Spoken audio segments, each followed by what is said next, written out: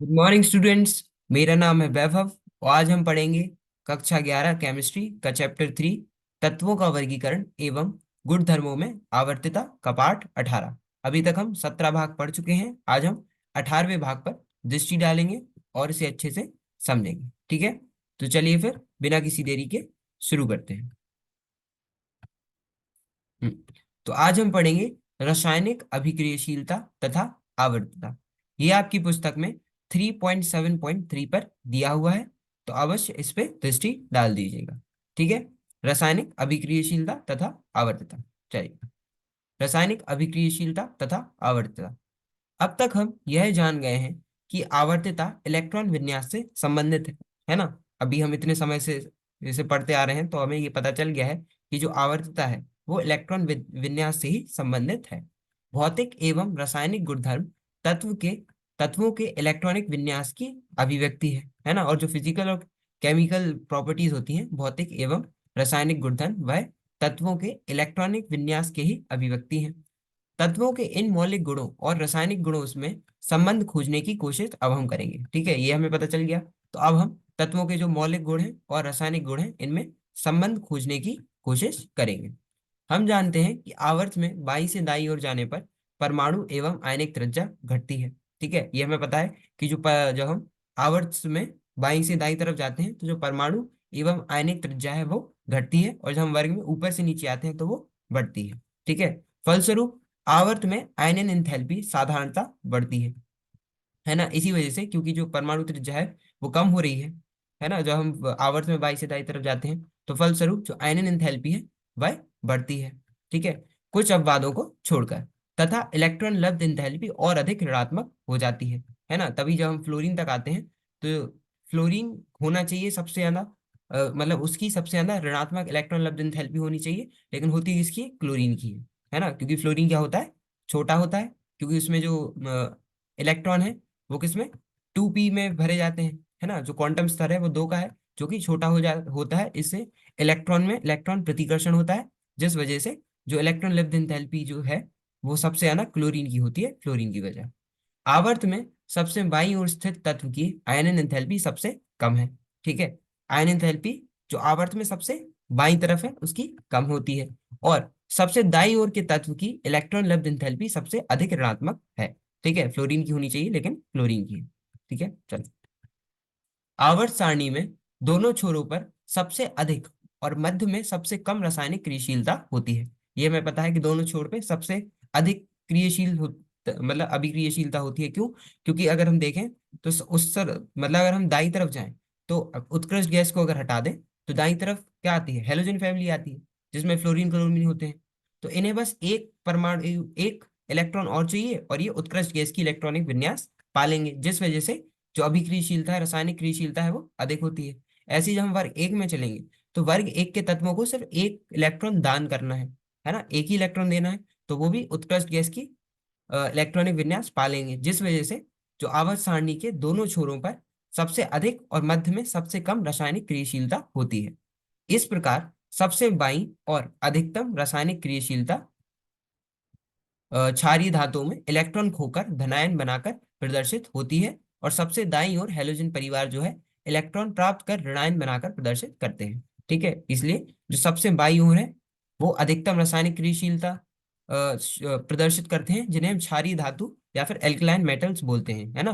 तो सोडियम, ये जो तत्व हैं, lithium, sodium, potassium, rubidium, caesium, francium, ये क्या होते हैं, क्षारीय धातु होते हैं। और इनमें सिर्फ एक तत्व, एक इलेक्ट्रॉन है, वो सिर्फ ये दान करेंगे और उससे ये धनायन बनाकर उत्कृष्ट गैसेस की इलेक्ट्रॉनिक विन्यास पालेंगे, और इस वजह से उनकी रासायनिक क्रियाशीलता ज्यादा होती है। और सबसे दाईं ओर, जिसे हम हैलोजन परिवार कहते हैं, वह इलेक्ट्रॉन प्राप्त कर ऋणायन बनाकर प्रदर्शित होती है।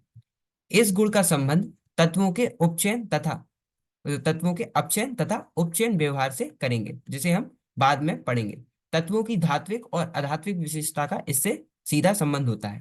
पहले बस इतना याद रखना, धात्विक गुण क्या होता है, इलेक्ट्रॉन देना, और अधात्विक गुण क्या होता है, इलेक्ट्रॉन लेना। ठीक है, मतलब जो धातु होते हैं वो आसानी से इलेक्ट्रॉन दे देते हैं, और जो अधातु होते हैं वह आसानी से इलेक्ट्रॉन ले लेते हैं। ठीक है, इतना समझ आ गया, तो हम आगे चलते हैं।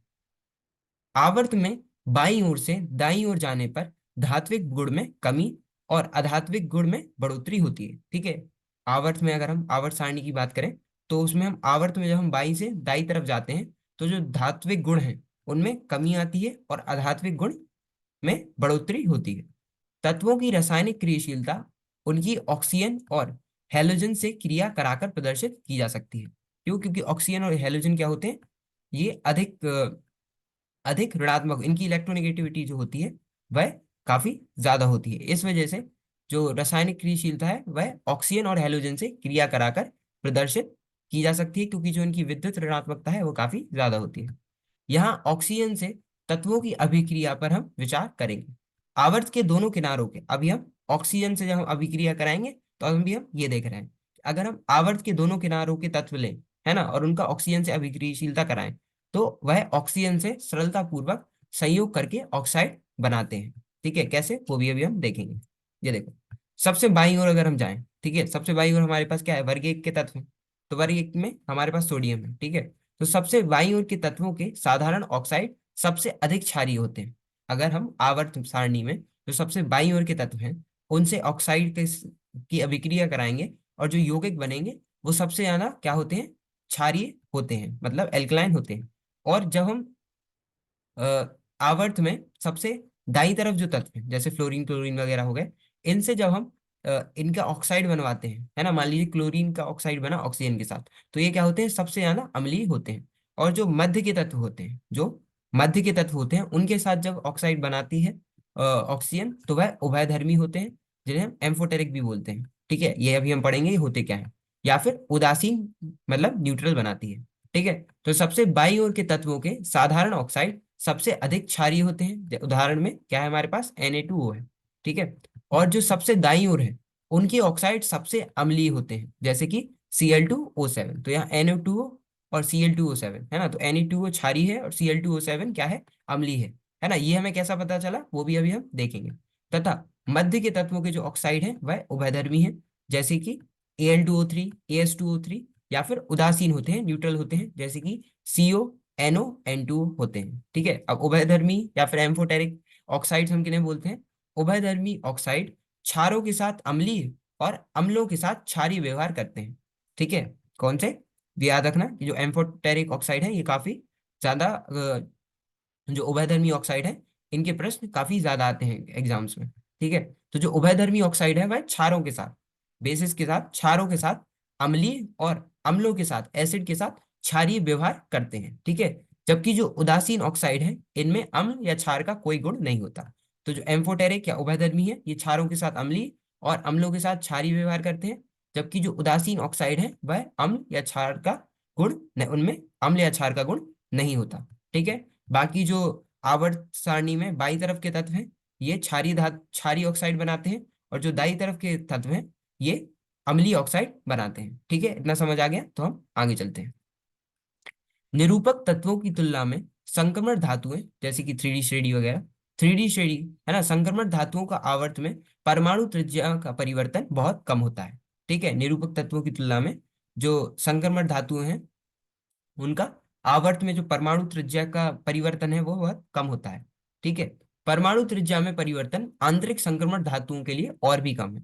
ठीक है, ट्रांजिशन एलिमेंट्स या संक्रमण धातुओं के लिए कम होता है परिवर्तन, लेकिन जब हम इनर ट्रांजिशन एलिमेंट्स या अंतरिम आंतरिक संक्रमण धातुओं की बात करें तो इनके लिए और भी कम परिवर्तन होता है। ये कौन से होते हैं, जो हमने आवर्त सारणी से बाहर दो सीरीज निकाल रख, दो श्रेणियां हैं, लेंथनम लेंथनॉइड्स और एक्टिनॉइड्स, है ना। तो ये दोनों जो श्रेणी हैं उन्हें हम क्या बोलते हैं, आंतरिक संक्रमण श्रेणी बोलते हैं। ठीक है, इनर ट्रांजिशन मेटल्स या फिर एलिमेंट्स बोलते हैं। ठीक है, जैसे 4F श्रेणी, 5F श्रेणी। आयनिन एंथैल्पी S और P ब्लॉक के तत्वों के मध्य होती है इनकी। परिणाम स्वरूप ये तत्व वर्ग एक और दो की धातुओं की तुलना में कम विद्युत धनीय होते हैं। ठीक है, मुख्य वर्ग के तत्वों में उनके परमाणु क्रमांक बढ़ने से सामान्यतः परमाणु तथा आयनी त्रिज्या बढ़ती है, और जो मुख्य वर्ग के तत्व हैं उनमें उनके परमाणु क्रमांक बढ़ने से सामान्यतः जैसे परमाणु क्रमांक बढ़ेगा वैसे वैसे परमाणु तथा आयनी त्रिज्या भी बढ़ती है, किनके, मुख्य वर्ग के। ठीक है, इतना समझ आ गया, तो हम आगे चलते हैं। फलतः धीरे धीरे आयनन एंथैल्पी घटती है और इलेक्ट्रॉन लब्ध एंथैल्पी में नियमित कमी आ जाती है। कुछ अपवाद हैं जो तीसरे आवर्त में है, लेकिन जब हम परमाणु त्रिज्या जो है वो बढ़ती है, तब धीरे धीरे आयनन एंथैल्पी जो है वह घटती है और इलेक्ट्रॉन लब्ध एंथैल्पी में भी नियमित कमी आती है।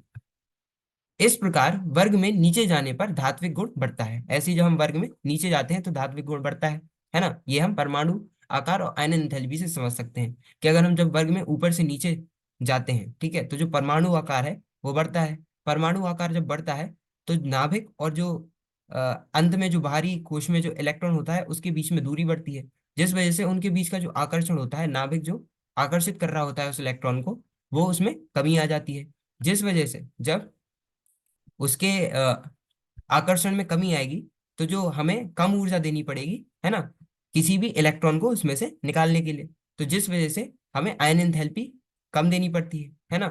तो परमाणु आकार जब बढ़ता है तो आयन एंथैल्पी कम हो जाती है, जिस वजह से जब आयन एंथैल्पी कम है मतलब थोड़ी सी ऊर्जा लेंगे देंगे और धात्विक गुण और जो परमाणु है वह अपना इलेक्ट्रॉन छोड़ देगा। तो जब कोई भी जो परमाणु है वह आसानी से अपना इलेक्ट्रॉन छोड़ देता है तो उसे हम धात्विक गुण बोलते हैं। इस प्रकार वर्ग में जब हम नीचे जाते हैं तो नीचे जाने पर धात्विक गुण बढ़ता है और अधात्विक गुण घटता है। इस प्रवृत्ति को उनके उपचयन तथा अपचयन के गुणों से जोड़ा जा सकता है, जैसे अभी हम बाद में पढ़ेंगे। ठीक है, संक्रमण तत्वों की जो प्रवृत्ति है वह इससे विपरीत होती है। ठीक है, तो ये जो धात्विक और धात्विक गुण है इसे हम परमाणु आकार और आयन एंथैल्पी से समझ सकते हैं। ठीक है, इतना समझ आया तो हम आगे चलते हैं। अब हम देखेंगे उदाहरण नंबर 3.10। ठीक है, जल से रासायनिक अभिक्रिया द्वारा दर्शाए कि Na2O एक क्षारीय एवं Cl2O7 एक अम्लीय ऑक्साइड है। ये अभी हमने पढ़ा है कि आवर्त में मतलब आवर्त सारणी में जो सबसे बाईं तरफ जो तत्व होते हैं वो जो ऑक्साइड बनाते हैं वो क्षारीय होता है, और जब जैसे कि Na2O, और जब हम आवर्त सारणी में जो सबसे दाईं ओर तरफ जो तत्व हैं उनका जब हम ऑक्साइड उनसे जब हम ऑक्साइड बनाते हैं तो वो ऑक्साइड सबसे ज्यादा अम्लीय होता है। तो हमें ये बताना है कि जो Na2O है वह एक क्षारीय है और Cl2O7 है वह एक अम्लीय ऑक्साइड है। ये हमें दर्शाना है कि ऐसा क्यों है। ठीक है, तो सबसे आसानी से हम क्या कर सकते हैं कि ये जो ऑक्साइड है, ठीक है, Na2O और Cl2O7, इनकी अभिक्रिया हम जल से या फिर पानी से H2O से करा दें। ठीक है, और इनसे जो बनेगा यौगिक बनेगा, जैसे जब हम NO जो Na2 है इसका इसका जल से या पानी से अभिक्रिया कराएंगे तो 2Na+H2O, तो जो बना वो क्या है 2NaOH है ना।